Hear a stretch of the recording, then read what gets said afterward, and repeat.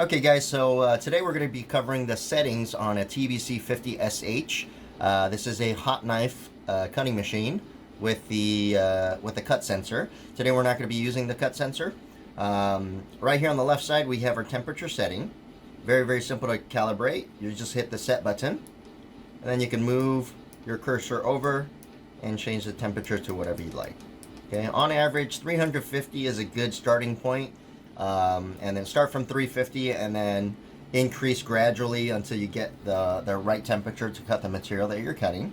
You don't want to just go overkill all the time because it'll increase the lifespan of your machine if you set it at that correct temperature. Okay, right here on the right side, now this portion of the design of the machine, it is the exact same between the TBC-50 and the TBC-SH and some of the other models, including let's say the TBC-50LH for the heavy webbing.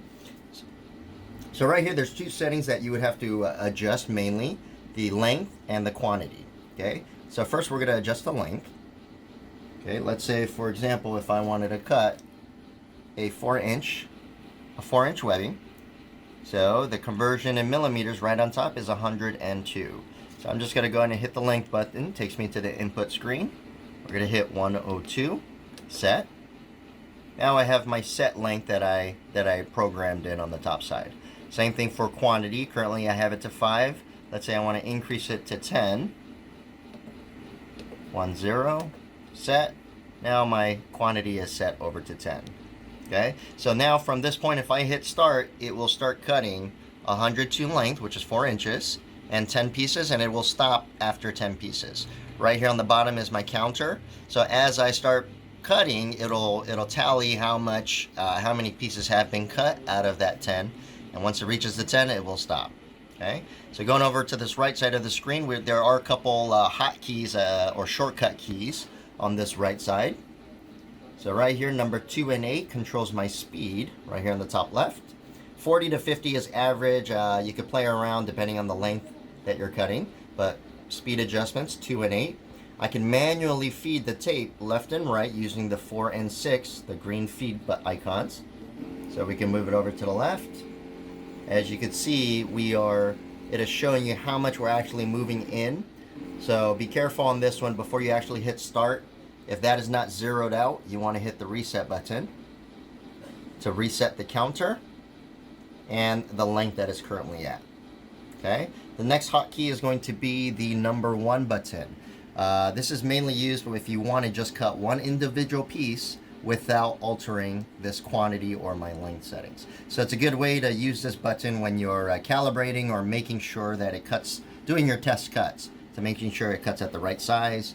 And it's actually cutting through with using the right temperature. So right here we'll go ahead and hit 1. It'll chop off the excess material and then cut one solid piece. At this point I hit 1. Knife will come down to cut off any excess material and then my actual length size. Okay, so number 1 is a good way to just test while you're calibrating and finding out what setting is good for that cut. Okay, and then right here, M cut is a manual cut. Okay, so if I push and hold this button, it will engage the knife to go up and down, up and down.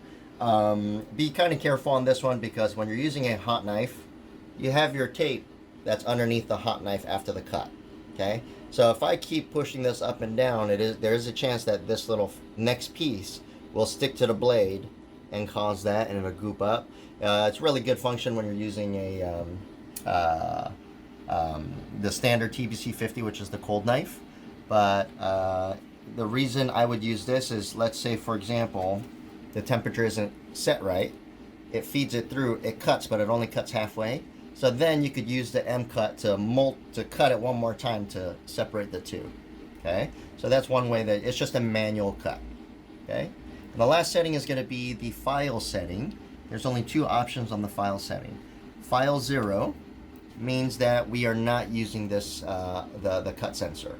Okay, so if we set it at 0, we have our file number set at 0. That means that this is not being used at the moment.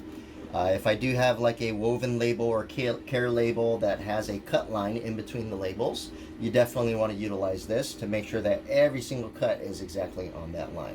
So to use it with the sensor, push the file button, hit number 1, set.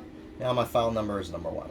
Now let's say, for example, if I turn on the file 1, but we do not have a cut line or don't calibrate the cut sensor, then it will error out on you because it's trying to find the line, but it cannot, so it'll stop.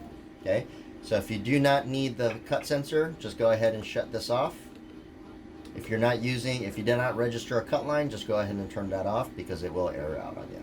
Okay, before you start, make sure you always reset your current cut mode. Okay, so if we push the reset, it'll zero out my length, and it'll zero out my piece counter or my cut counter. Okay, so right now we have all the settings set into place. We have our motor switch on. This is going to be a small roller. After the cut,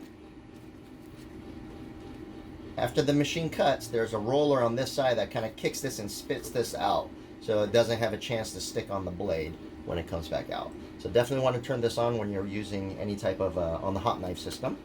So we have our settings set. We have it set at 102, and to cut 10 pieces, we're gonna go ahead and hit start.